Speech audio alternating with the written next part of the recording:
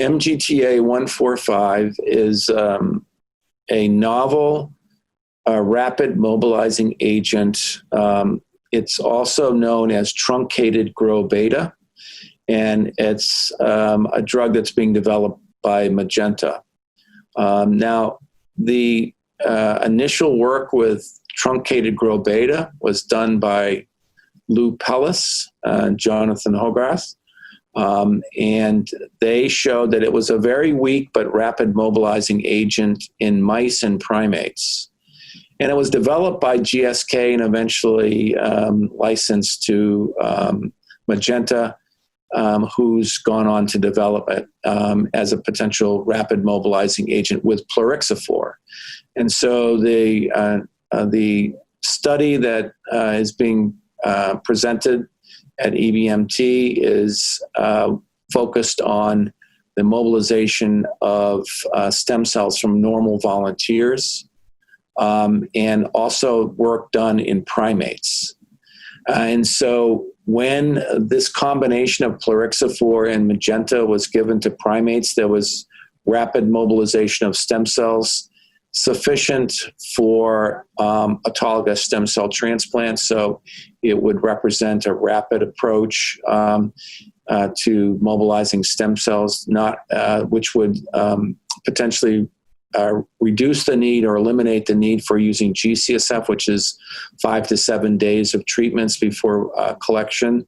And the addition of MGTA-145 to Plerixafor resulted in an additive or synergistic effect on mobilization, so that this combination is being proposed moving forward in some early clinical trials, and in a study in the future in collaboration with the CIBMTR and the NMDP for mobilizing unrelated donors. And so you can see if we could develop an effective, consistently effective, rapid mobilizing agent for unrelated donors, this would really enhance access for patients to unrelated donors who are sometimes reluctant to donate stem cells since it causes a fair amount of pain and it's also a week-long adventure for them. This would be same-day collection. They would get these shots in the morning and their cells would be collected in the afternoon. And so part of this is also to characterize the cells that are mobilized by this unique combination.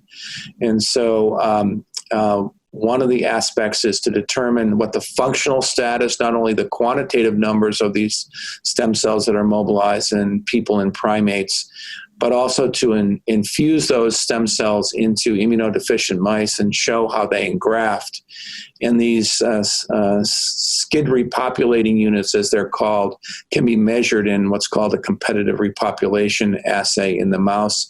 And so that's the other aspect of this, showing that when compared to G-CSF, that combination of rapid mobilizing agents generates a population of stem cells that are CD90 positive, which marks the really primitive stem cell population. And those have a marked enhanced effect on repopulating hematopoiesis in these SCID mice, so that they represent really a much more abundant source of the primitive multi-potential stem cells that will give rise to multi-lineage engraftment, hopefully in humans when they're tested.